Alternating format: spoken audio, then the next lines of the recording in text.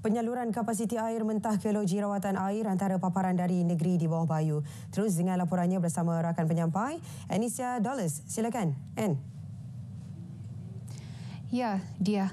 Kapasiti air mentah yang disalurkan ke loji rawatan air masih mencukupi walaupun berlaku penurunan takungan air di beberapa batang sungai dan muka sauk di negeri ini.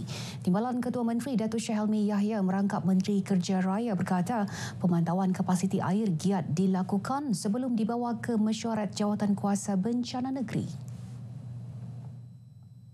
Setakat ini okey, kalau di Pantai Barat, Kota Kinabalu, kita dapat air daripada loji Moyok dan Kasigoi, yang mana Moyok mendapat bekalan air daripada Empangan Babagon. Setakat ini Empangan Babagon kapasitinya tanpa hujan masih boleh bertahan sehingga 85-87 hari. Selain daripada itu, kita juga ada loji di Telibung yang mana takungan air daripada sungai masih boleh bertahan lebih 2 bulan.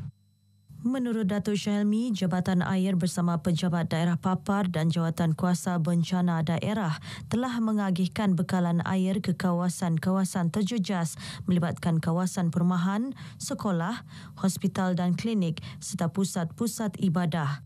Beliau ditemui media selepas melakukan tinjauan di Bazar Ramadan Pekan Putatan. Datuk Syed Helmi yang juga ahli Parlimen Putatan mengingatkan para peniaga agar sentiasa mengutamakan aspek kebersihan diri serta tata cara pengendalian makanan yang betul bagi memastikan kualiti makanan yang dijual dalam keadaan baik. Kerja-kerja pembaikan paip utama sepanjang 5 km yang menyalurkan bekalan air mentah ke loji rawatan air LRA Kogopon Papar telah siap sepenuhnya. Ahli Parlimen Papar Datuk Armizan Muhammad Ali berkata loji itu telah beroperasi semula pada kapasiti 35 juta liter sehari dan mengambil masa beberapa jam untuk air mentah dirawat sebelum disalurkan kepada pengguna. Terdahulu dalam kenyataan Datuk Armizan, beliau memaklumkan paip tersebut pecah akibat tekanan terlalu tinggi berikutan bekalan air terpaksa bergantung kepada LRA Kogopon kerana LRA Skim Bekalan Air Kecemasan EWSS Limbahau tidak dapat beroperasi dan LRA Jetama tidak dapat beroperasi pada kapasiti penuh. Kerosakan berkenaan menyebabkan hampir keseluruhan Papar mengalami gangguan bekalan air dan lori tangki air terpaksa digerakkan bagi menyalurkan bekalan air ke kawasan terjejas. Aktiviti penyelewengan minyak diesel bersubsidi tumpas selepas 4 individu ditahan dalam serbuan berasingan di Kampung Pampang dan Kampung Baru Durok, Keningau Isnin lalu. Ketua Polis Daerah Keningau, Superintenden Yampil Anak Garai berkata pihaknya turut merampas 16,000 liter minyak diesel bersubsidi dianggarkan bernilai RM60,000. Bercakap dalam sidang media, Superintenden Yampil memaklumkan 4 individu yang ditahan terdiri 3 lelaki tempatan dan seorang warga asing berumur antara 27 hingga 51 tahun. 2 lelaki menggunakan kenderaan lori tangki di kawasan Kampung Pampang, Keningau dan satu lagi di kawasan Kampung Baru Durok, Keningau, di mana terdapat aktiviti yang disaki penyelewengan minyak diesel bersubsidi oleh 2 orang lelaki dengan menggunakan kenderaan pacuan 4 roda. Polis turut merampas sebuah lori 8 tan dan sebuah kenderaan pacuan 4 roda beserta 4 buah telefon bimbit dan pam elektrik tangki minyak. Kesemua suspek direman 4 hari sehingga esok untuk membantu siasatan di bawah Seksyen 21 Akta Kawalan Bekalan 1961. Dalam perkembangan lain, Superintenden Yampil memberitahu seorang remaja tempatan Nurul Amira Zainuddin 16 tahun maut selepas motosikal yang ditunggang terbabas sehingga melanggar lori dari arah bertentangan di kilometer 2.5 Jalan Keningau Magatang Rabu lalu. Siasatan polis mendapati mangsa datang dari arah Kampung Panagatan menuju ke Pekan Keningau dan cuba memotong sebuah kenderaan di Selekoh. Mangsa mengalami kecederaan parah di bahagian kepala dan disahkan meninggal dunia di tempat kejadian, manakala pemandu lori tidak mengalami sebarang kecederaan. Mayat kemudian dibawa ke Hospital Keningau untuk bedah siasat. Kes disiasat di bawah Seksyen 41-1 Akta Pengangkutan Jalan 1987.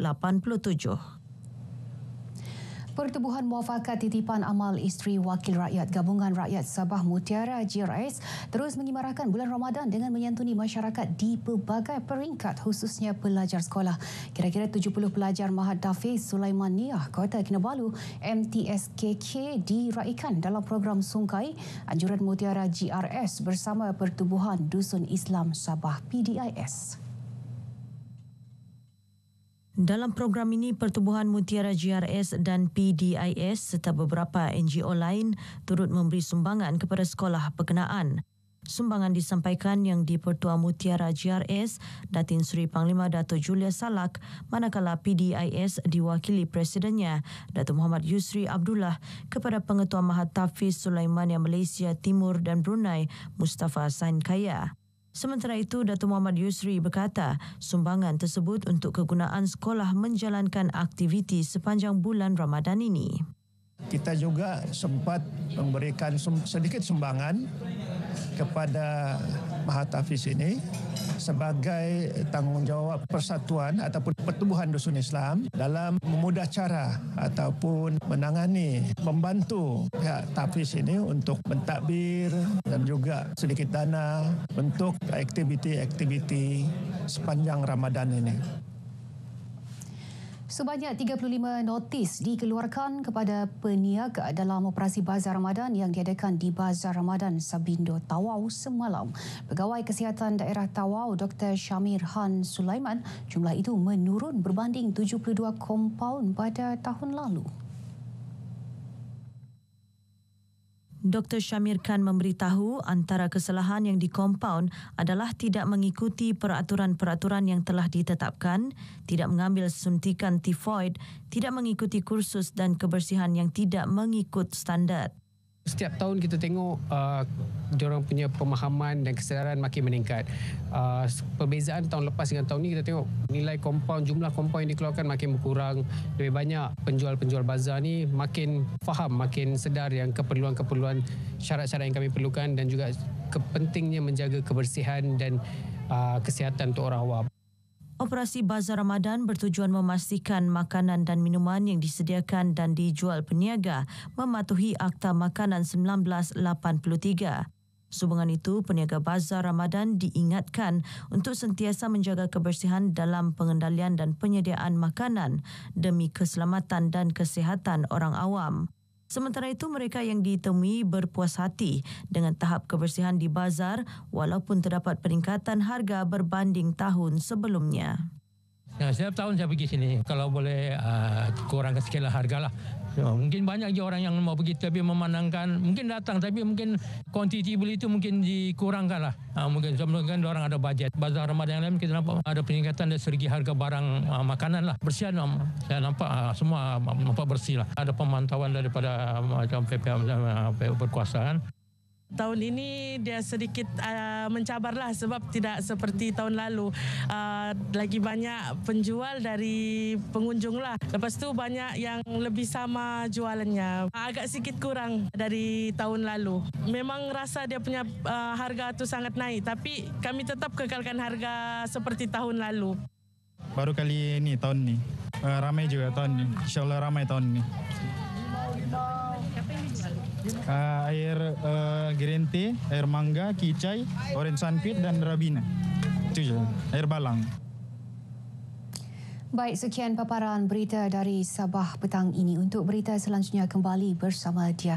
Dari sungai hingga ke segara Palestin, pasti merdeka. Dia. Baik, terima kasih Inisia Dollars langsung dari Sabah.